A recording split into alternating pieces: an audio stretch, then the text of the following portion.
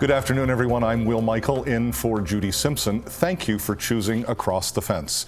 If you're interested in animals, I think you'll be intrigued and excited with today's program and guest. We begin with the fact that no two dairy farms are exactly alike.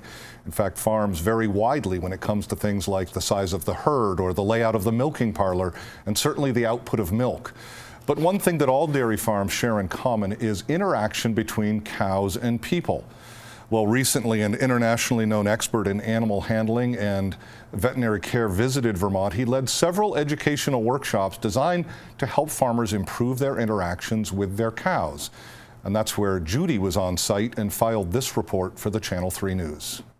These dairy farmers are learning to think more like their cows.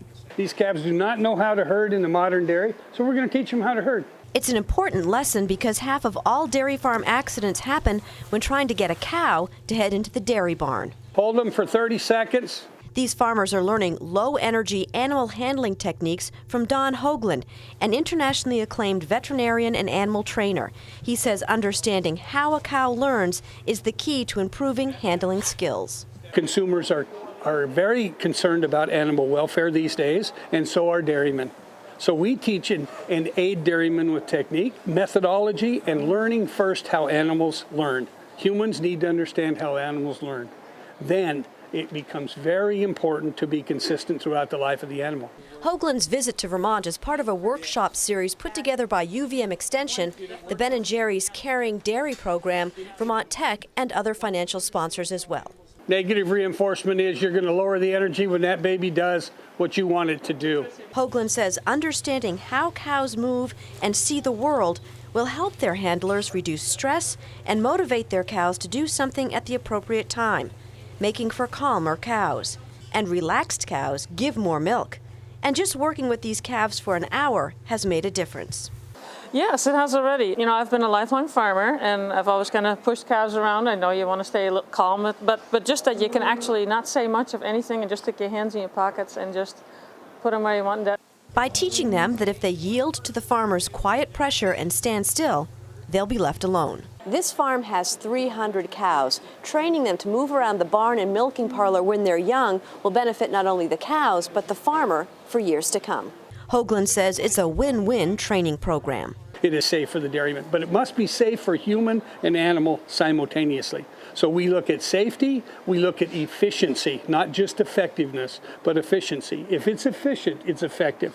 And when practiced in the pen, the results were immediate. It's definitely an honor, and it makes so much sense. It's really great to know, and I wish I would have known it before, and I can't wait to use more of it.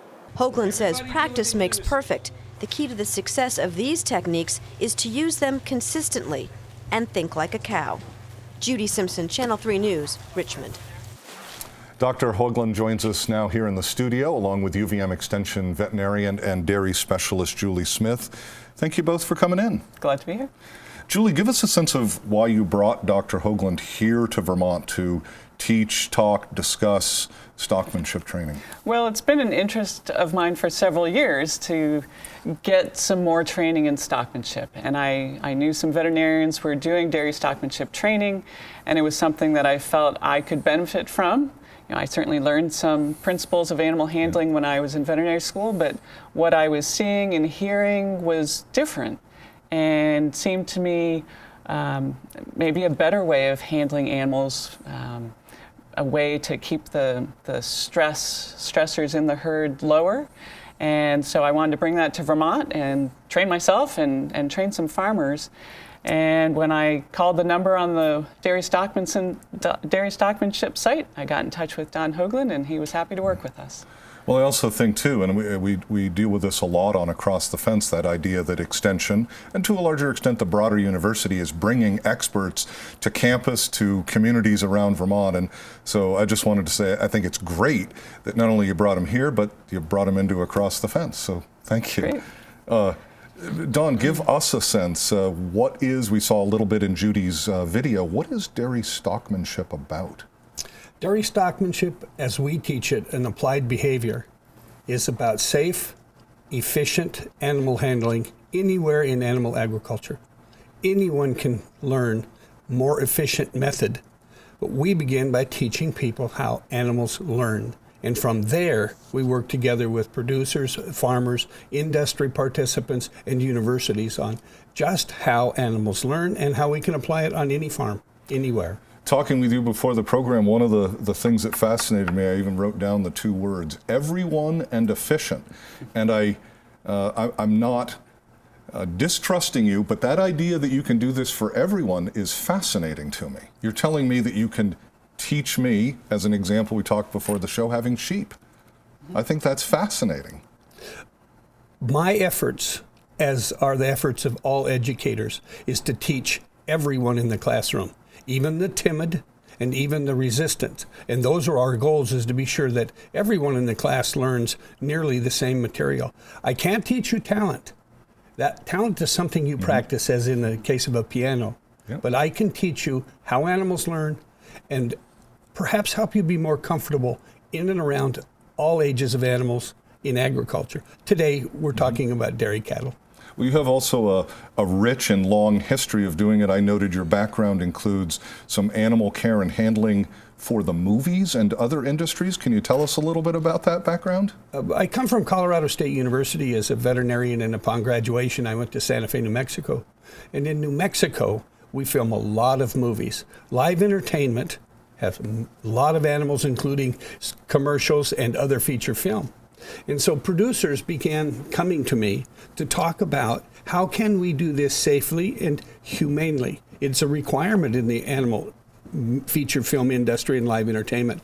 I was glad, because of my background in training animals in college, before college, and after college, to help producers teach everyone on the movie set that an animal learns from every interaction, and how to do it humanely and safely. The consuming public is very concerned about humane treatment of animals. That is our objective.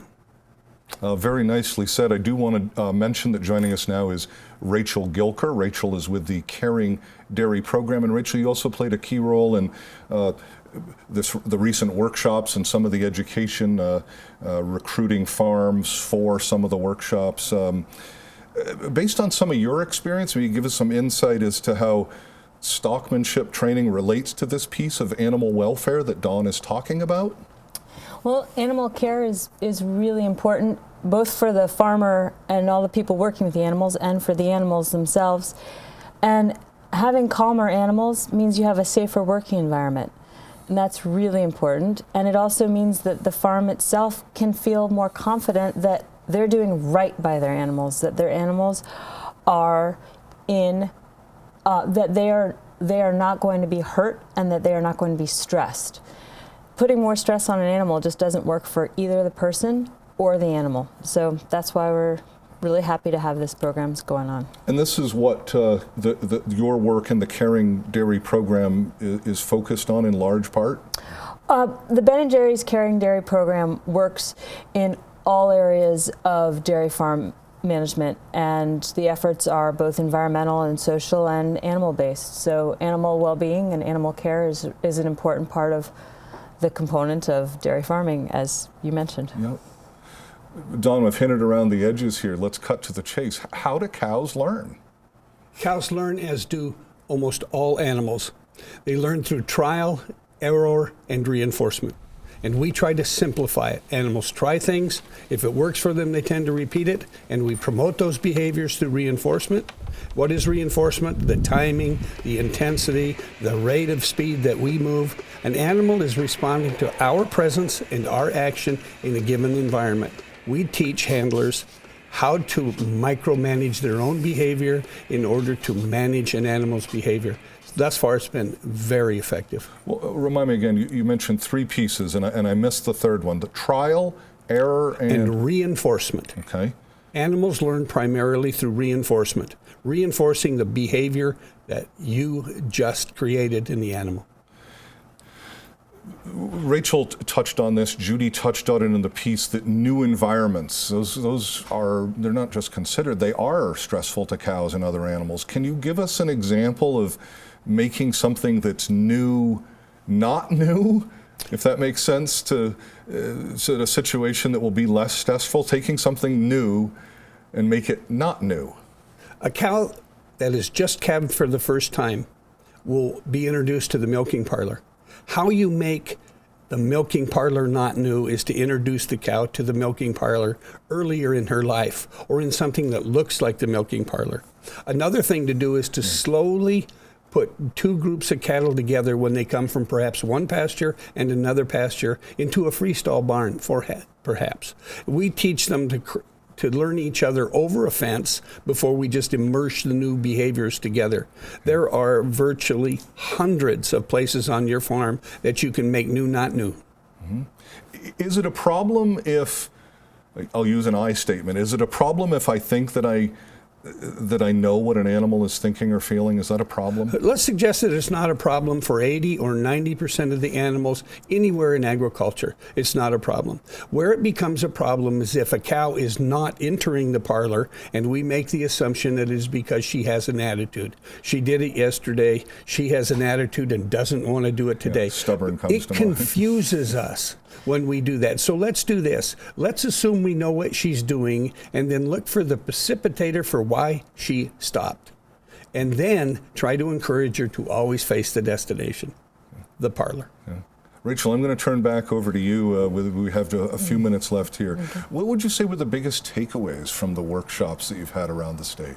Good question. One of our farmers was really happy about the idea that just being calmer was important.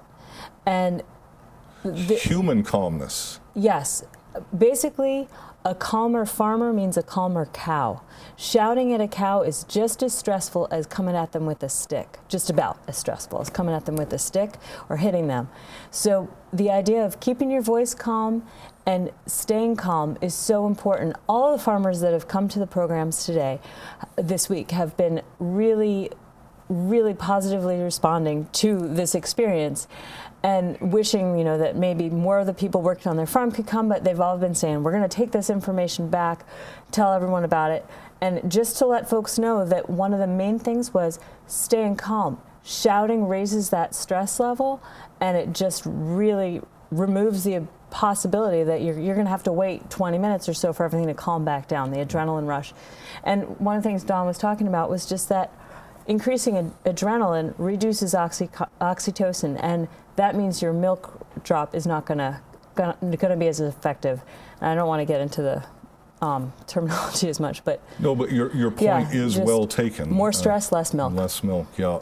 So you've answered this follow-up question, which is really who benefits from the training, and Don's hit on it. Everyone. Efficiently, safely, and those are, again, with about a minute left here, Don. That's the real take-home in part today. Everyone efficiently and safely.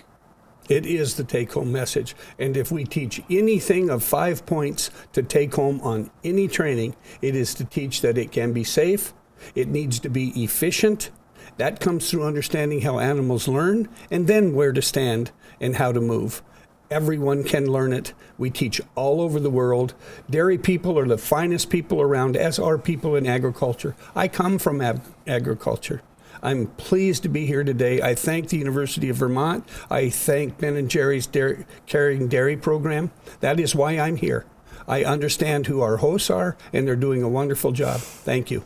Well, thank you for coming in, and I want to thank both Rachel for being with us from Caring Dairy and Ben & Jerry's, and Julie Smith from UVM Extension for pulling this all together. So thank you both. And we want to thank our viewers for joining us. We know you have choices, so thanks for choosing us. I'm Will Michael, inviting you to join us back here each weekday afternoon for another visit Across the Fence.